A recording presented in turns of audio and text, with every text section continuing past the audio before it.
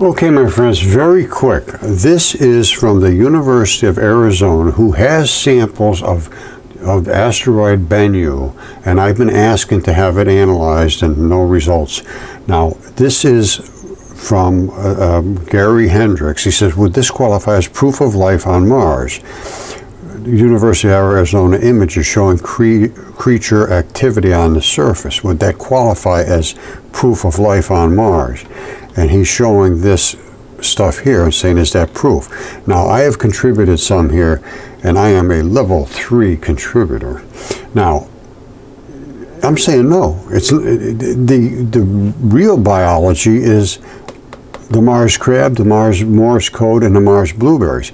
But if you look for me on Google, or on YouTube for Mars crab, I'm not there. They have scrubbed me completely. I must have 20, 30 videos on all of the features on Mars, going back over 10 years. And when Curiosity hit there about 10 years ago, I saw all that stuff. I reported it to NASA.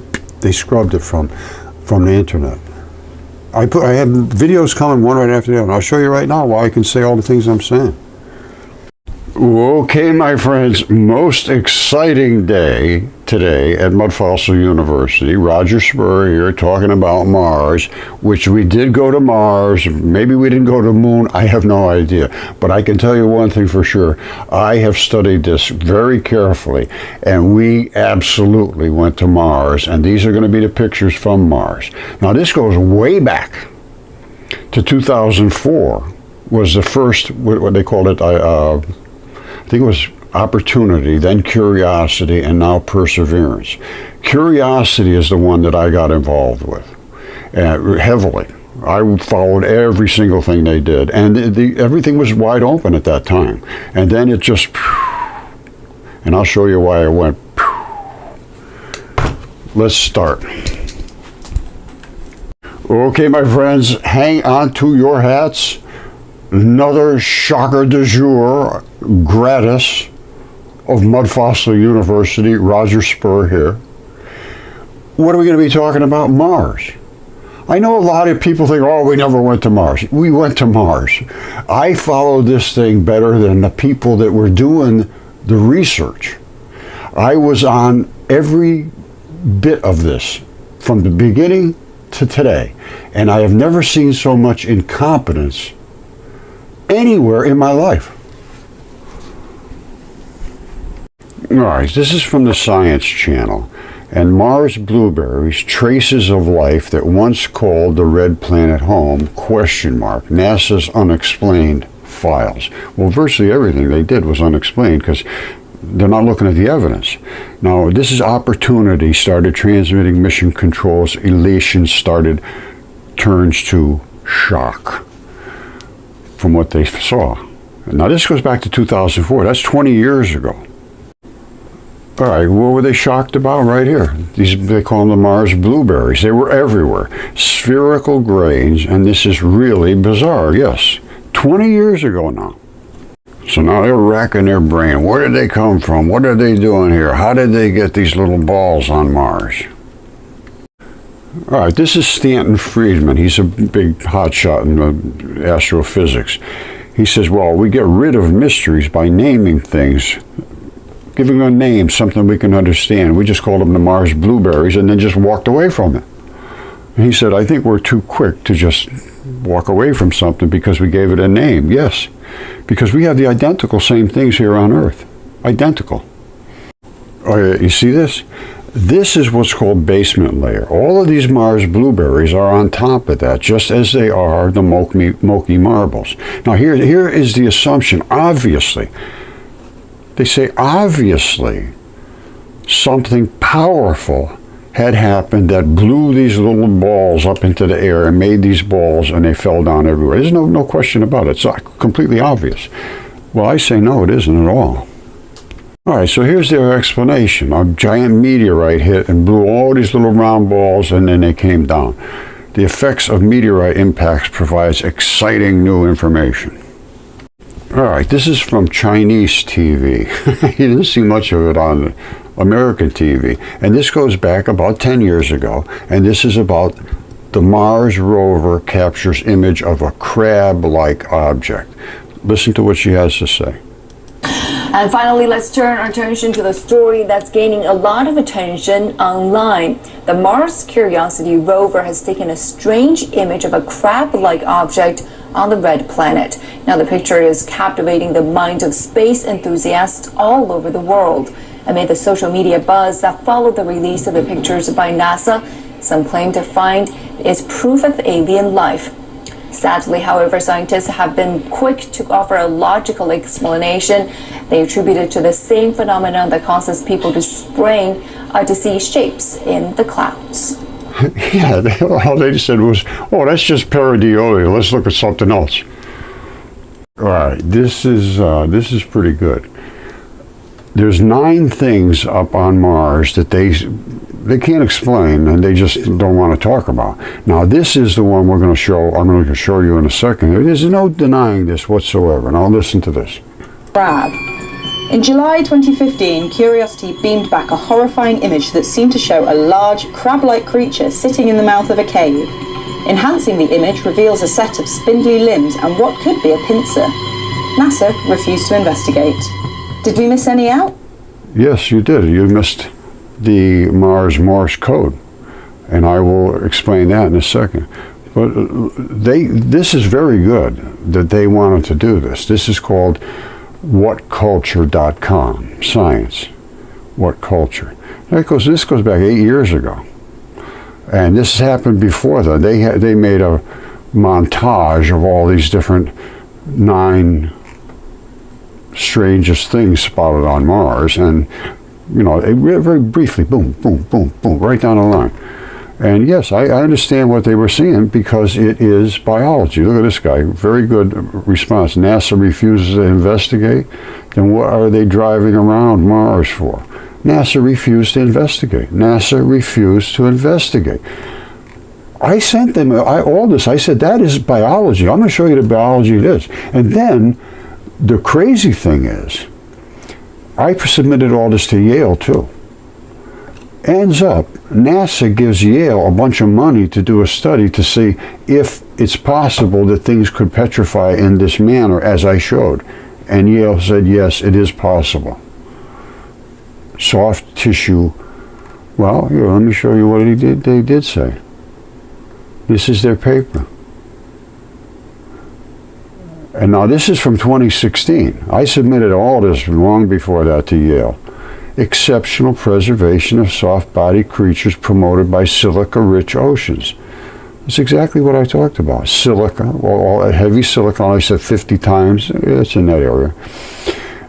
Exceptional preservation. Soft-bodied, they just named it Edicarta biota to make it confusing to the average person. It just means soft-bodied creatures. And it's worldwide, this one layer, and they call it the Triassic. Tri means red bed, gray clay, black cap. And I have all that right here in my shop. And I'm in the Triassic era, and all this stuff comes from that era. This was the Great Flood.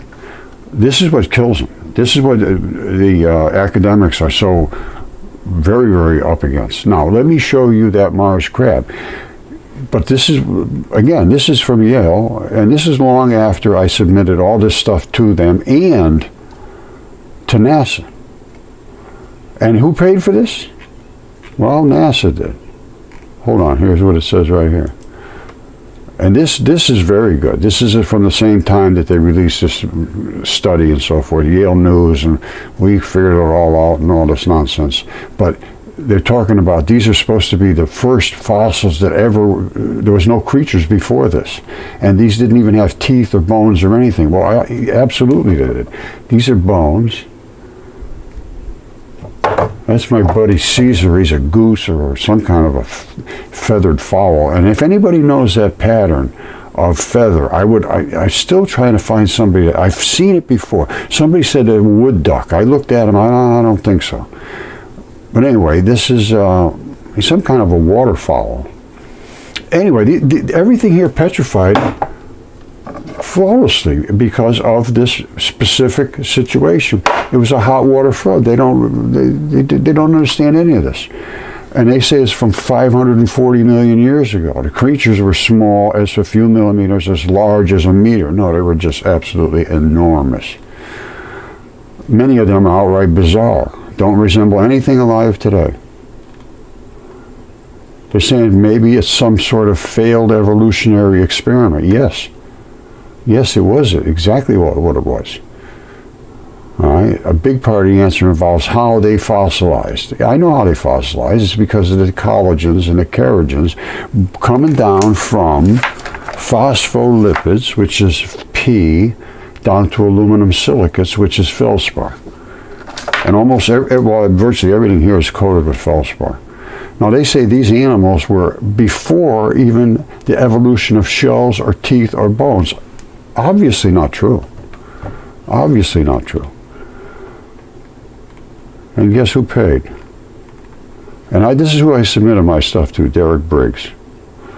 And we went back and forth for quite some time, and finally he just didn't want to hear any more about it. But now he's taking credit for it. And they actually renamed geology and geophysics to planetary sciences. Because they know now it's at Mars. I know they must know this. There's nobody that's that inept. He cannot be that incompetent. And now they are saying, yes, this all happened. Well, why won't they take a look? Look, we're supported by National Science Foundation, Earth Sciences, a grant from America and this society, and Clark Fund, NASA, exobiology grant, NASA fellowship, Foundation of Complex Life, NASA. They funded them for doing the work that I had already done. All right, I don't think that's right.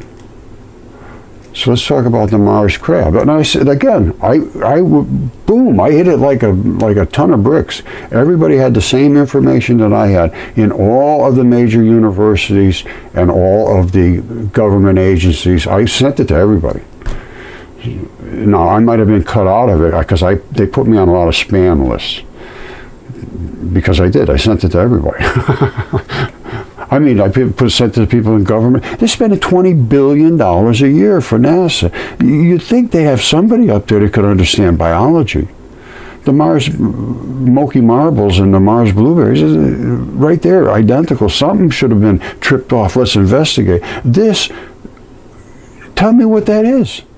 I can tell you what it is, and I did. Okay, there's a lot of ancient stories about Earth being literally a creature's head or a creature or something.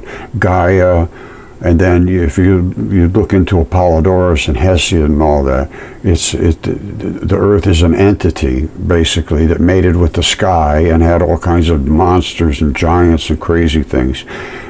Now, even the academics say in their Gaia hypothesis that the Gaia theory proposes that the living organisms interact with their inorganic surroundings on Earth to form a synergistic, means that we'll all work together, self-regulating complex system. Yes, it helps to maintain and perpetuate the conditions for life on the planet, and we have totally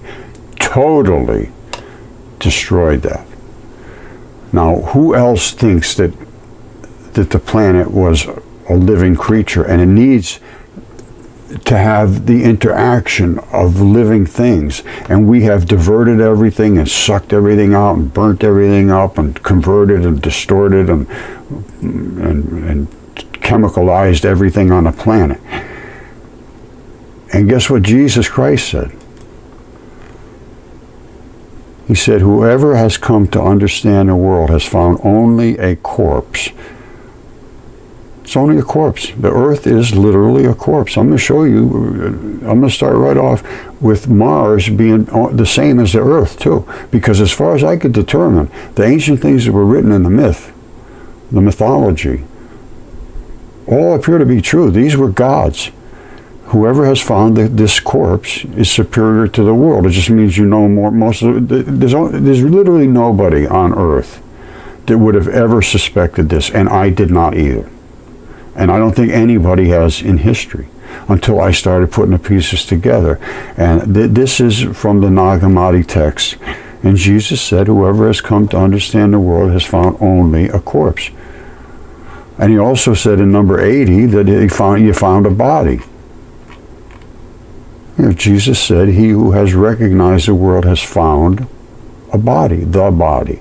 But he who has found the body is superior to the world. Now, it puts you in a frame of mind to be understanding above others. That's the way I'm taking this. It's not you're superior to anything. I'm certainly not superior to anything.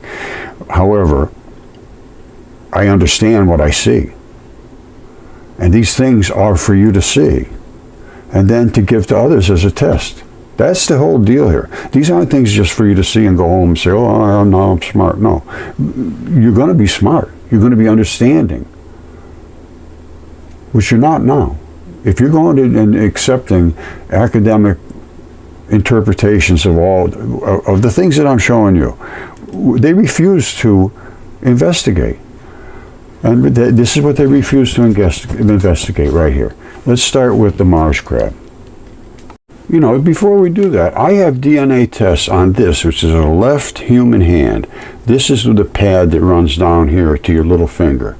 That's the tendon that runs back. This, right, the little crack here, is the cleave between the two pads where you can pinch your hand together. This is the grip skin, the silver stuff. It's just peeling off, because that's the grip skin peels right off. It's like a coating, and I'll show you that in a second. And this is where the thumb went off this way. Now, I have some of the fingers and the knuckles and so forth. I got more than what I'm showing here, but and I had this DNA tested, and I had some stuff CAT scanned. And this, I also had another. Here's the CAT scans. These are 2D CAT scans. I had 2D and 3D. The 2D are the best. This is a fingertip, and that's where the fingernail was. It's about that size. And because the hand that I just showed you is 3 feet wide, a little over 3 feet wide. All right, and then these fingertips were, you know, I mean, pretty good size.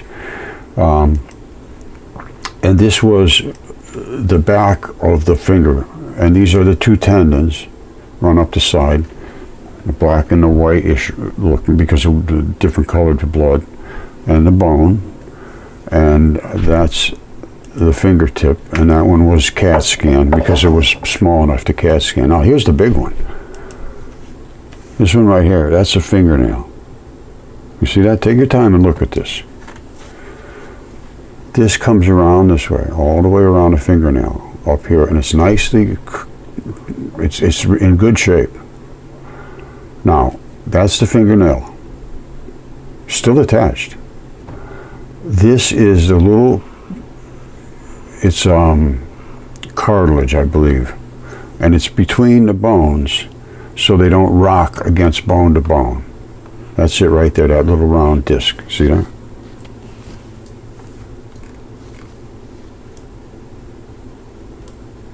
Alright, so here's the fingernail. There's a little bumper pad. We got a vein and artery coming up. Now this piece right here was attached when I first found this. And I couldn't find any way to see where I could get any blood out of it. So what I did do was take a sledge and pop right there, and it just popped right off like a scab, because it's as I show you here, and it still had the fingerprints on it. Here's right here. That's the fingerprints. That is a sweat pore. That's a sweat pore. You see it? And that's the ridge, same as these here. Now, this literally is a scab. It just came right off just like that. And it wasn't really, it was just barely glued to here. It popped right off. And then underneath is it is saturated with blood. You know, dried blood, but you could take it right out. These are saturated, your fingertips are saturated with blood. You see how much blood is in the fingertips? That's why they preserve so well. Blood makes things preserve well. It just does.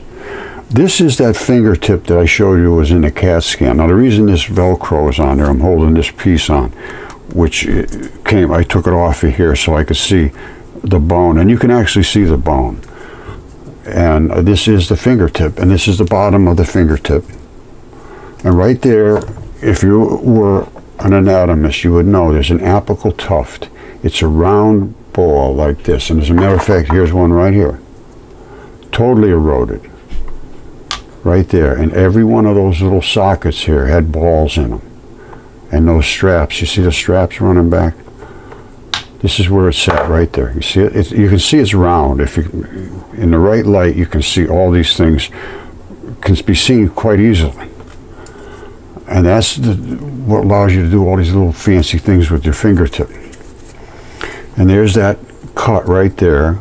Any anatomist that really knows his business would know that right there is where the tendons invest.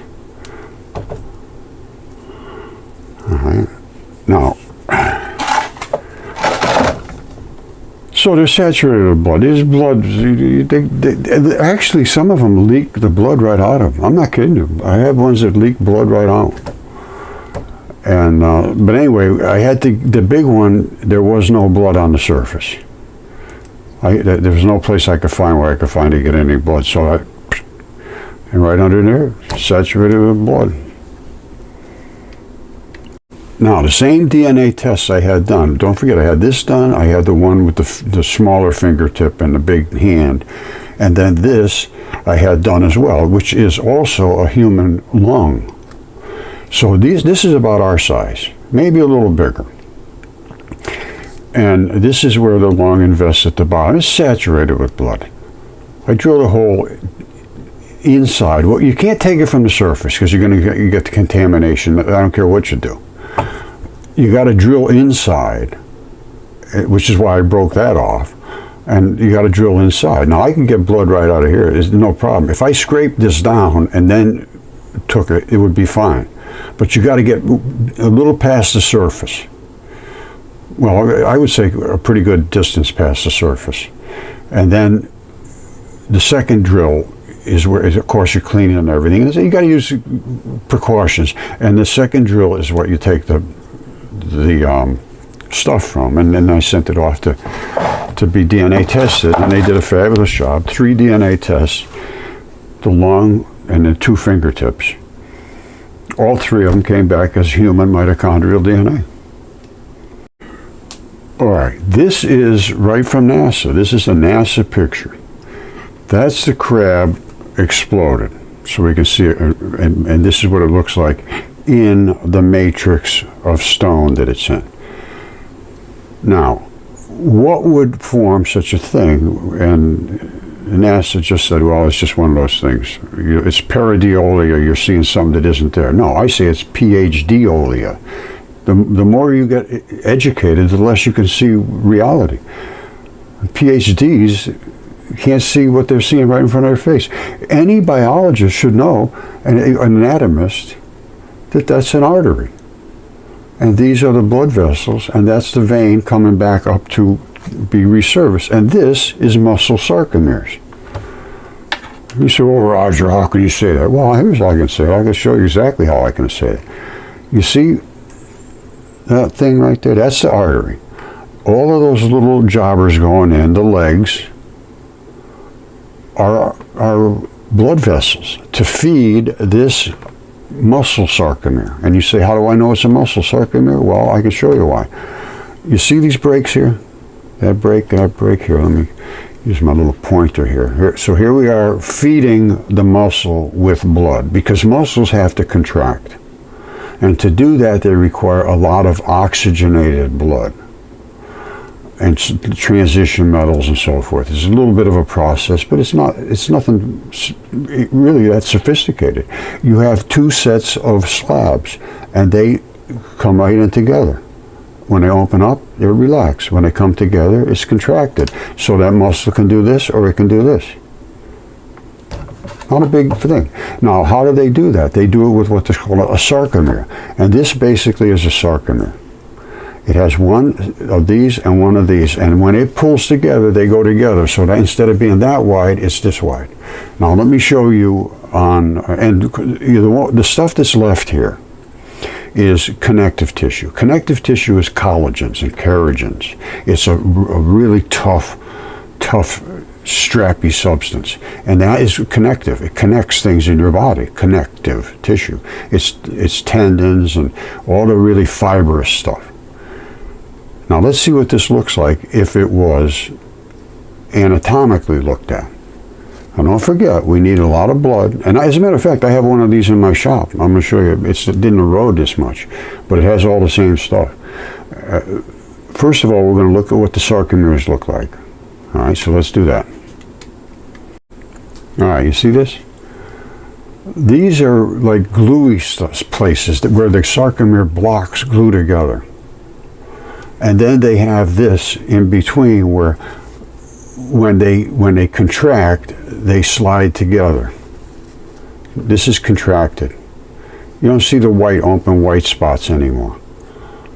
Contracted is this. Open is this. So when they pull together. I don't know much more I can explain. It's obvious. Contracted, expanded. And each one of these blocks is a sarcomere. All right, every one of these blocks basically is a sarcomere. Now, the blood is distributing to all of these. The blood has to infuse into your muscles really fast when you're working hard. That's why your heart starts pumping, and that's because it needs to get all that blood flowing through there. I mean, there's an absolute ton of blood flowing through your muscles when you're working them. Now check this out. This is a chunk of muscle right up here. This piece back to here is tendon, and then there was a bone here. Here it is up in a shot here, not showing the bone. All right, the bone, it's like from here over. This is complete tendon. See, it's brown, there's no blood in it to speak of. This is where all the blood gushes in. These are arteries, and they're gushing blood into this muscle, which still has a lot of fibrous stuff in it. Muscles transition from tendon, an abrupt transition, and you get into muscle, and then the muscle gets less and less fibrous. You see how that fiber is broken right there? That you would consider an abrupt transition. All right, but it's been in the ground, and you could see it was laying like this way, where the blood ran out of these arteries. Now this is where those little legs would have gone, and they eroded out of here, so that the legs are very fragile. But in the one from Mars, they stuck, because there's no water erosion at Mars. You see how perfect that is? And that's raw blood right there. That is actually blood still plugged into that artery. And I'm going to show you an artery I have here, because I have giant stuff coming out of my ears. And here, here's an artery right here. Same thing as that. And I showed this in great detail. This is an artery of a giant creature. The Earth is the same as Mars was. There was giant creatures. And I have them, and I can show these day in and day out. Hair follicles this size. Things that I have a friend, Tyson Carlson, Tyson's Mudfossil Adventures. He's got a site that it shows things that are so unbelievable, that the membranes that he can show out there in Oregon are in us see-through. You could hold it up, the membrane, a sheet of it like this. It's really a sheet of elastic, almost like plastic. That's what collagens are. And you could look right through it. His, I think they measured out at least 6 feet thick, the membrane. 6 feet compared to see-through. That's what we're up against here, and this is what is freaking these people out. If you want reality, you're going to have to step into the world of reality, which is the world of mythology. I know it sounds crazy, but that's just a fact. All right, as Jesus Christ said, you'll find the earth as a corpse. And all of this stuff is from, it looks like to me, bodies that are now dead. And he also said you'll find the earth if you find the earth, you'll find the body. Now, what exactly these things mean, I'm going to tell you one thing. These are from bodies, and the earth is literally now, I believe, a corpse. I think at one time it was self-sustaining and living on its as a living creature almost. Or, yes, probably completely. But this stuff here, I'm telling you right now, the Moki marbles are identical to the Mars blueberries. And they are also eroding from walls like this. This was erosion from skin. This is skin. It's Huntington Beach in the United Kingdom. That is skin, my friends. And that right there is the flesh under the skin that's held in position with all these balls. It's called interstitium.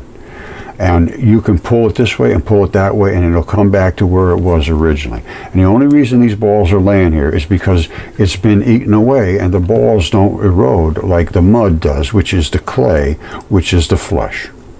And here it is right here. There's the red flesh, and these balls are eroding from the walls, and the skin is collapsing above it into here. Now, this is what it looks like in biology. And this is they've just recently discovered this interstitium fluid-filled highway, which I believe is right here. But anyway, we'll talk about that later. This is what I just showed you down here. That's it right there. There's the skin, and there's the floppy stuff, and the balls eroded out. If the water was washing this down, this is what you'd have. Balls are all down here because they don't erode. You'd see this is all be red fleshy stuff, and there's the white skin at the top.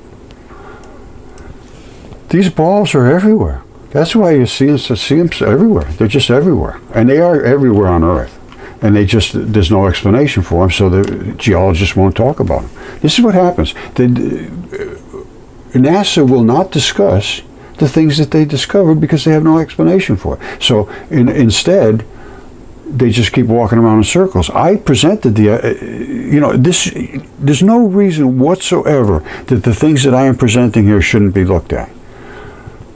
So I went ahead and did a DNA test and CAT scans and, the whole 9 yards. And I proved everything I'm saying, and they still won't look at it. That's just not right. So don't forget now, I showed you the Mars crab, which is muscle and an artery with the vein, and the creatures are just absolutely stunningly large. Same thing on Earth. So I showed you that. I showed you my giants. I showed you the Mars blueberries. I didn't show you this, and this is the one they missed in the 9 craziest things they found on Mars. This is the interstitium. They call it the Mars Morse code. And they look at it and say, how the hell did that happen? Now, this proves 2 things. First thing is, this is the layer of skin just below the skin, and the skin has eroded away, been basically sandblasted. This is more strong than the fluidy, floppy, red, fleshy stuff, and it eroded away from basically sandblasting. And the reason I can say that with surety is because of this. You see that? That's like somebody dusted that off with a sandblaster, just a real light one. Now, why are these balls missing their straps? Here's the reason. It's on a rise. The skin is gathered here. It's gathered here, gathered here. This is bumped up. And these are pinched down in a well. But they're pinched together. You see how close they are? And all the pinch. It should be something like this. This is your normal fabric of your skin. Well, this is stretched out, first of all, because it's over the top of this bump. And then the erosion comes and takes away the cheapest stuff. The cheapest stuff was the red fleshy stuff. That goes. Then you get to the strappy stuff. Strap is not nearly as tough as the balls. So eventually all the straps go away and you end up with the balls. This is an area which will be preserved for a very, very long time. A lot of this other stuff may eventually get eroded down. But the reason I say this is on Mars is there's no question whatsoever. You can't get this texture on Earth. It can't happen. There's moisture and rain and everything. It's not on Mars. Mars doesn't have that atmosphere. And again, that's all explained in these ancient texts. And Velikovsky's the one that did all of the research on that. They destroyed his life for doing that. Well, we have so much information now that there's no reason that this, I mean, it's proven now. Velikovsky had the accounts of the ancients, and they were all the same everywhere in the world, and things like this were not a joke to them. These were not a joke. These were not a joke.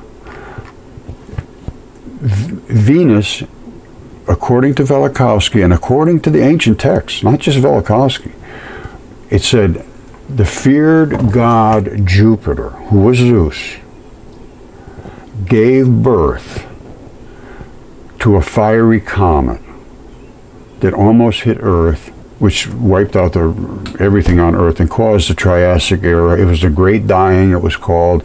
Everything was destroyed. There was red bed, gray clay, black cap. Then Venus, and it turned out to be Venus, this fiery comet. It was so hot it boiled the oceans, and that's all written down in the ancient texts as well.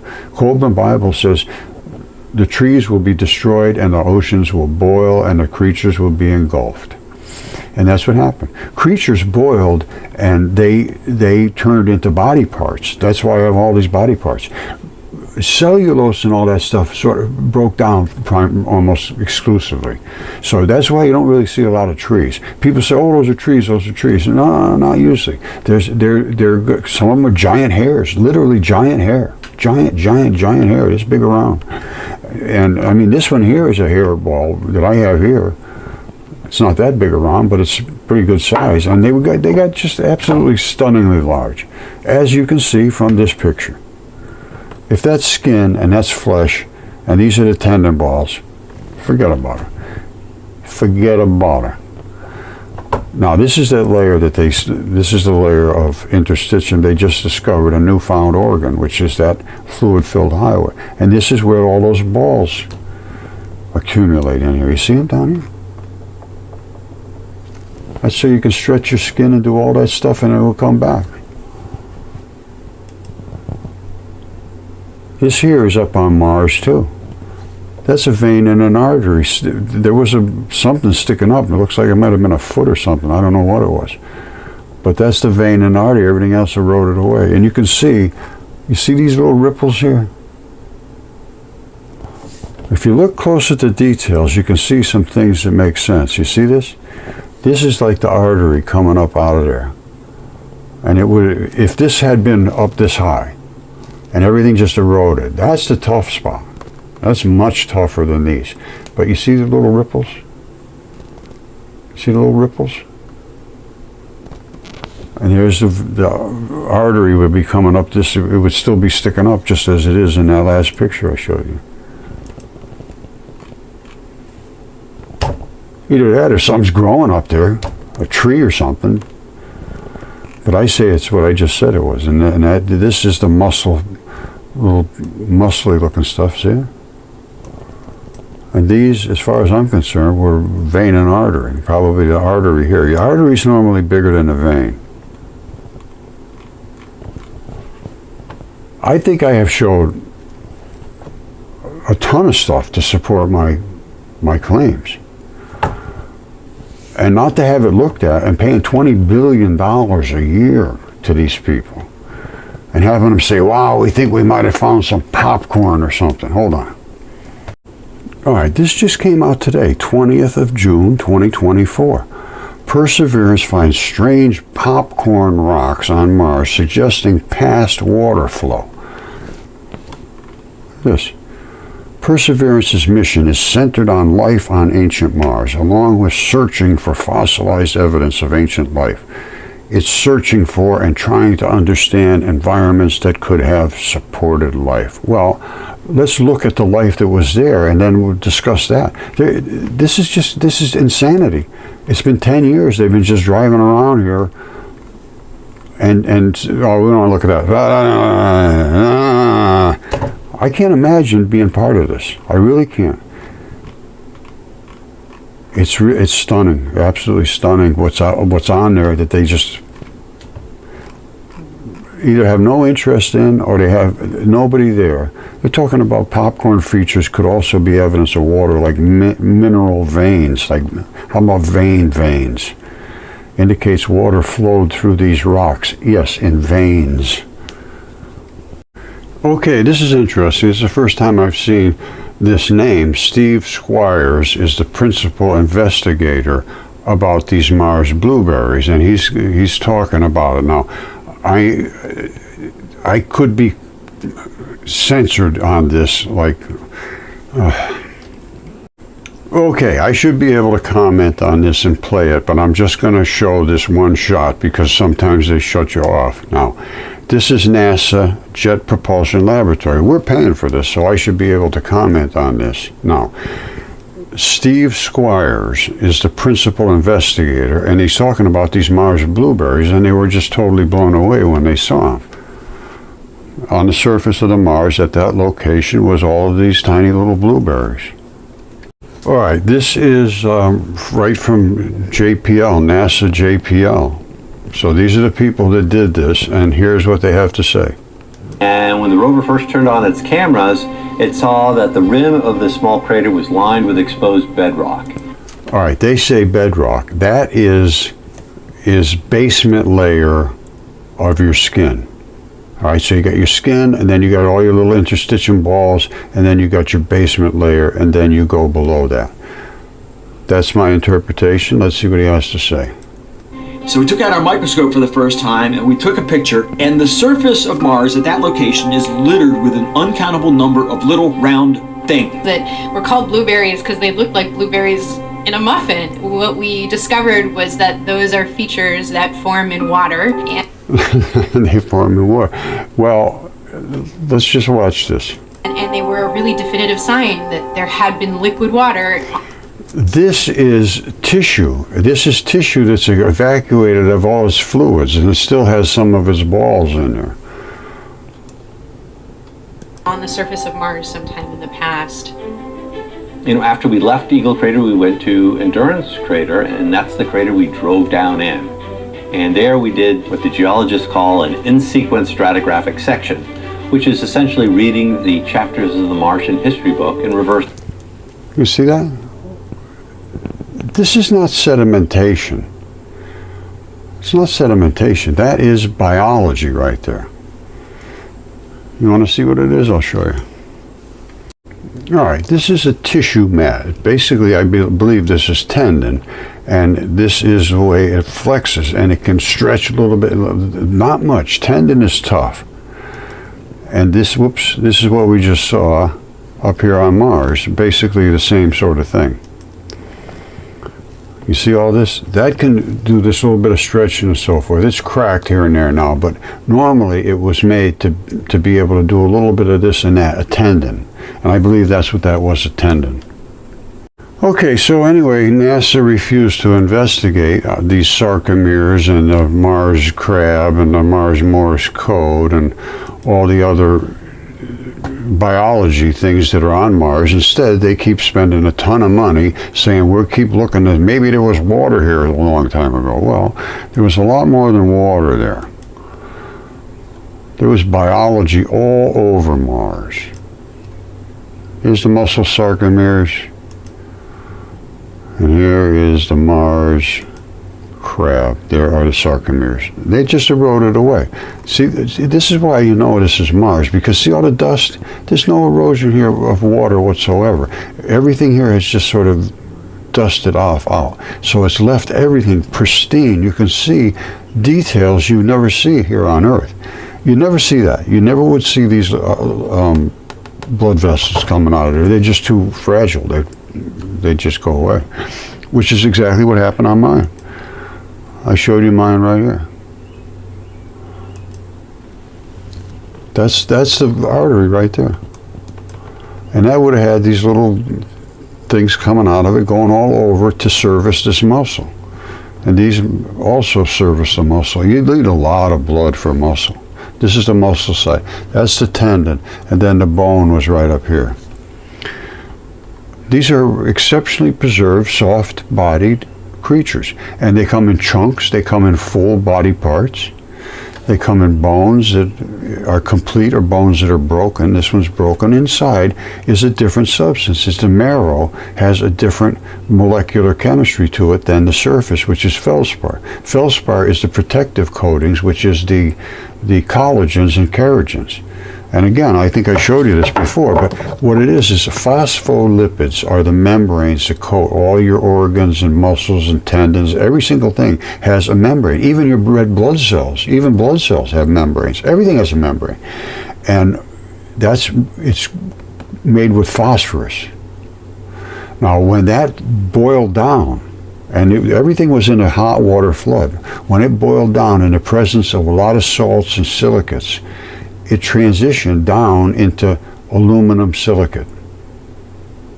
All right, the phosphorus boiled down into this aluminum silicate. All feldspar is aluminum silicates. All, basically, rocks are coated with feldspar because all these rocks were in the Great Flood. All right, every single culture on the face of the earth talked about giants and dragons and monsters and eternity and gods and great catastrophes, 100%, right across the board. And Immanuel Velikovsky wrote Worlds in Collision in 1950, which was an account of all of these cultures. He went all over Earth, everywhere, to all the cultures, you know, and to the museums and libraries and cultural centers, and picked up on all their history, and they all had a common thread. And that's what he reported on, which was this Worlds in Collision, where Venus came out of Jupiter, literally was ejected from Jupiter, and almost hit Earth, and then slammed into Mars. And here's the evidence. Well, we know the evidence on Earth was the Great Flood. Here's the evidence on Mars. That's where it hit, all the way across here. This is wider than the United States. This is on Mars. And that was an electrical discharge impact. And the reason it's an electrical charge impact was because Venus spins in reverse. And it charges up like unbelievable. And it's very, very, very hot. And here's what happened to Venus. There's the electrical discharge. To me, that's and where it hit, I don't know whether it hit here or here in the first, but this, if you go to any guy that ever did any, you know, arc welding, there it is right there.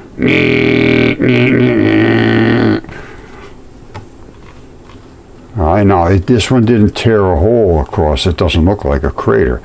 I think this one discharged into Mars, and this is all like little splatters, basically.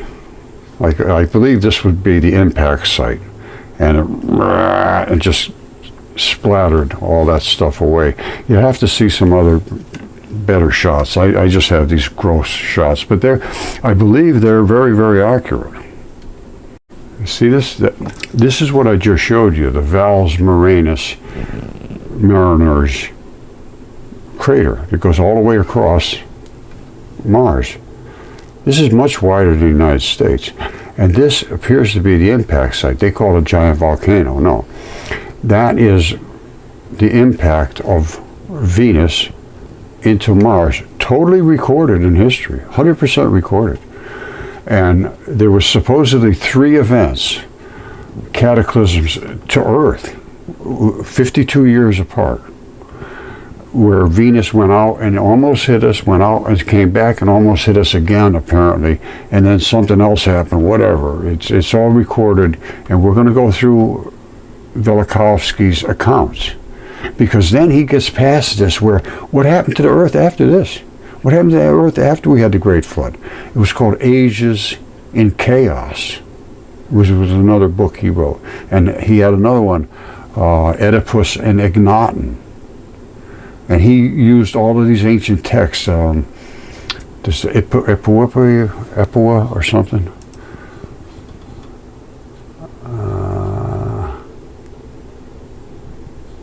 Here it was. Ipuwer and the Book of Exodus. This is nightmarish. The rivers of blood, all of these infestations, all of the things that God said, here's what I'm going to do to you. Now that's what they wrote. Now there could be other explanations for this, but what I have found, I can't explain other than what they had written, which is these kind of things here, and all the giants and all the dragons and the Mars blueberries and all. It was what was written. It was what was written. And you know, the dragon in the desert, Typhon, is exactly what was written in Apollodorus. You know, that's not the Bible. All right, these are other ancient accounts. So I'm not going with just the Bible for one source, no. And it does throw a couple little monkey wrenches here and there, but I think the Bible was literally understood all this stuff, whoever was writing it, but said, I really, you know, you put that in there, nobody's going to read this. They're going to think you're absolutely out of your mind. And so let's just forget about Enoch, forget about Jubilees, forget about these gigantic things, and that the earth was giving birth to monsters. And, you know, we'll talk about Tartarus and hell and all that stuff, but we'll sort of make it sound like it's a little sort of a crazy sounding place where they described it exactly in these ancient texts. And the only thing to do is now is go back to these ones that were discounted and left behind and put on the side, and see what they did have to say. And that's what I'm finding. And they had a lot to say, and I believe what they were saying was not just stuff made up to scare kids. Scary, yeah, but I don't think it was made up. Now, like I think I mentioned in the last couple of videos, I don't know how much further I can go with this. I've shown this over and over and over, and I'm not getting enough response to this to make it widely understood. You people are not passing this along. Maybe you understand the test, but you have to give the test. These things are for you to see and for others as a test. Millions of years in one picture. That's not millions of years. The thing fell over and died, some gigantic creature. That is not sedimentation. That is a tendon. And the reason was there was a bone right here. I can almost guarantee you that, and I'll show you why I can almost guarantee it.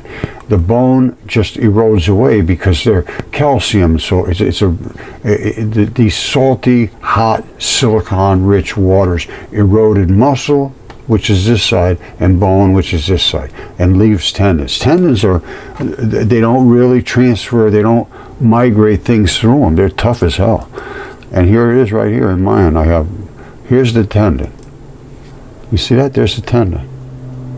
And you see this strap coming back here, and you see that ball? All right, so don't forget, this is the abrupt transition. Muscle here, which just eroded away. The tendon sticking straight up in the air, up to that ball. This is all glue, and the tendon. And where was the bone? Right here.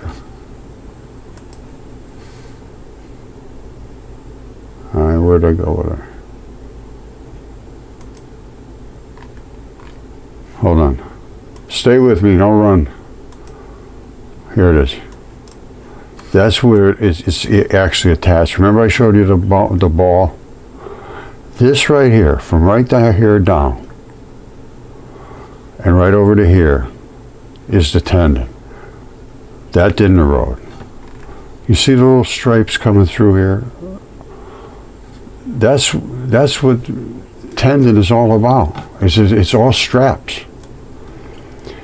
So all the way over to here, from here up and over, is still there. And the blood was at the top, just like this was. And it's growing very green. Let's take another look at it. Here's the blood at the top. Stuff's growing pretty green up there. Now here's all the tendon. I got the same thing in mine. I put it in a microscope. It's identical, no difference whatsoever. Here's that scruffy little part at the end that has all the glue and that ball. Now, the bone was attached right here. Right here is where the muscle attached to this tendon. Now, what does a tendon do? A tendon stretches just a taste, but it has to be able to move this way and that way if it's attached to a bone. The bone is going to, your leg is going to go this way, it's going to go that way, but it has to stay attached to this ball, to that bone. This is the major attachment. Now, there's slurpees, they call them, small leucine-rich proteins in between every one of these layers. And for that reason, it can go like this, and they can move amongst themselves. They can stretch this way and stretch that way and move amongst themselves and slide back and forth. Otherwise, you'd be bound up. You can't, and people do get bound up. They can't move. I got into that condition, and really what you need to do is just stretch a lot. And, you know, maybe a couple little weights, and just, you don't have to do a whole lot of work. But anyway, that's a whole other issue. But you do have to work your muscles. And this is millions of years in one picture. No, no, no, no. No, not at all. Not at all.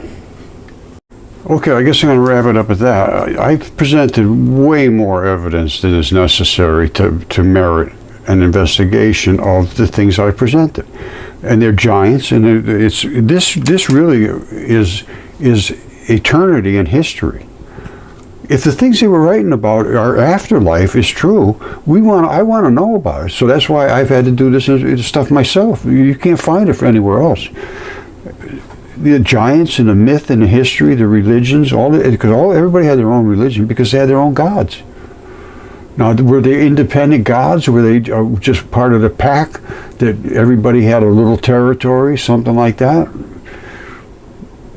And did they end up having 2 or 3 or 4 real powerful ones, and they were the ones? And I mean, there's so much to talk about. But Velikovsky is the guy this is the guy we're really going to look into. Now, these books, I don't write them. I don't have anything to do with them. I don't publish them. I don't profit from them. And all they are is written about my work from my friend, Paul Amatucci. All right, you can look them up on Amazon. And they're not expensive, and they're not, they're nicely, you can see a whole bunch of words, and a lot of places for notes and things. And a lot of this is not my work. He's got me as the author, but it's really not me. Paul is just using my papers. All right, so there'll be stuff in here that is not related to me, or that I don't necessarily endorse, but the concept, yes. All right, and he's got a whole batch of books about my electron flood theory and introduction to Mudfossils, and then Atlantis, and and they're coffee table books, and not a lot of money, and it's just something to get you started if you're interested. Okay, wrapping it up right now. I think we can do better looking into what's going on in Mars. I think you should start talking this up a lot. We're spending a lot of money to research this, and it just keeps coming back to the same thing. We just keep looking for the smallest little microbes. Let's look for life. I'm showing there is just life. It's everywhere up there. It's the same as it is here on Earth. And in neither place can they accept it. And no group can accept it. The people that say, oh, we're real religious people, they don't want to know about this because it changes. It changes a lot. It's a very invasive amount of research because it's going to make people uneasy. Let's go with that. But as far as I'm concerned, I want to be uneasy. If it's uneasy, it's uneasy. And Jesus said the same thing. He says it's not going to be easy. And he said, when you search, you keep searching. Do not give up. And when you find, you will be disturbed. And then you will marvel. And then he says, and then you will reign over all. Maybe if you figure everything out, they put you in charge somewhere. I don't know. That could be. I have no idea. At this point, I've got to go back to the beginning. But I think we're here to learn and progress through, maybe through the separate layers of intelligence or separate layers of humanity, of compassion, of love, that type of thing, where you really learn what it means to be human. Maybe. I don't know. But I'm going to go back through all that stuff. You're welcome to stick around. That's all I can say. So I'm going to end it for today. But what I've shown you indicates to me that they just don't really care about the reality of the situation. There's just no question about the things I have shown here, and they've been DNA tested and CAT scanned, and there's so much of it now that it's not credible to say, oh, we didn't know about this. Just not credible. And once you know the truth, there's no excuse.